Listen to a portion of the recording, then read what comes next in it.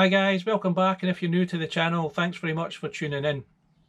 This is going to be the second part in the series on kayak fishing for beginners. The first episode was based on the pros and cons of why you should go out and get a kayak. Now, you've always been sitting at home during this pandemic and thinking what's going to be good for you when you get back out there. The nice weather's coming in for the summer, etc. And you're maybe considering going to buy a kayak. Now, this next episode is going to be based on that and what you should be considering before you go and purchase a kayak. Now, the very first thing I'm going to say to you guys is, if you're thinking about it seriously, you have got to think about your own physical capabilities, because kayaking is not for everyone. Although anyone can do it, but you do really need to have a certain physical capability to paddle a kayak. Now, you may have certain physical inabilities, if you like, that will prevent you from being in a kayak for any length of time. You may have back problems. Sitting in a kayak for a long period of time is not the most comfortable position, unless you've got top of the range kayak with a top of the range seat, etc. So the first thing I would say to you is, if you've never been in a kayak before but you're thinking about buying one, is you really need to try one out.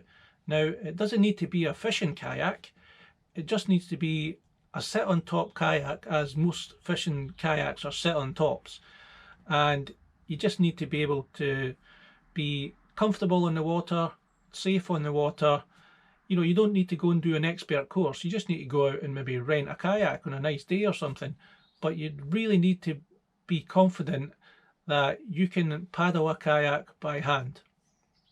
Now, you may be thinking to yourself, there's all these kayaks out there, I can pedal using a foot pedal, it's got a propeller drive, or I'm even going to just get an electric motor or a motor put on my kayak.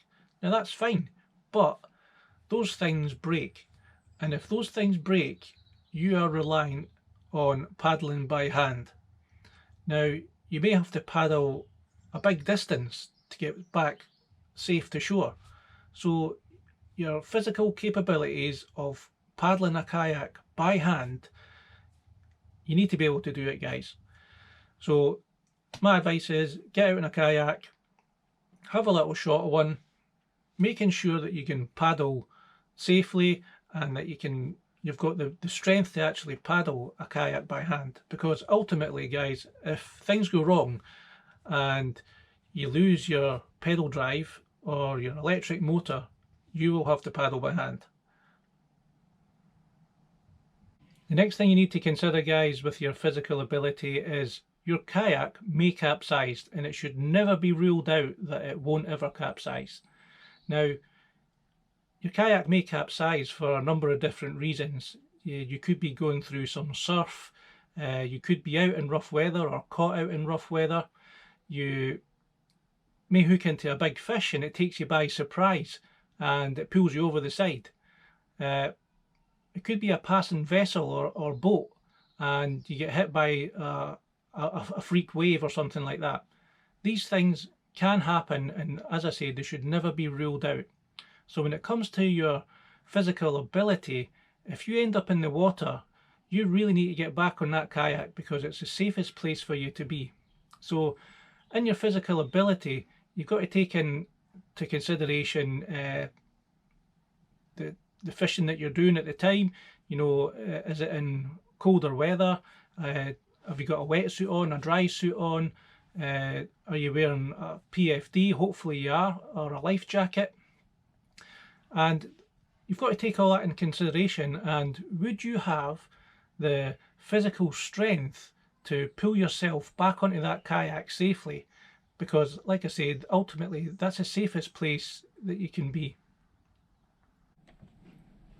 The next thing about your physical ability, which is not really a necessity, because depending on your circumstances, you may go kayaking with someone else, but if you're on your own, you really need the physical ability to load and unload your kayak by yourself, if that's what you're doing. Now there is loads of aids out there, and I'll probably maybe touch on that later on as the episodes progress, but you do need a certain amount of physical capability, especially if you are sort of harbouring some back problems, etc. And they could maybe just hinder you in that. So it's just something to be aware of, that you know, some kayaks are quite heavy, and depending on your vehicle or your mode of transport, the distance between loading that could be quite high. So you know, you may need to take that into consideration. As I said, there is mechanical aids out there, and all wonderful things that will help you, but it's just something to be aware of, that you may not actually be able to do it all by yourself. So guys, that's the end of the second part of the series. I hope you've actually learnt something from it, or even taken one thing from it. You know, it's maybe give you some food for thought, especially where your physical capability is concerned.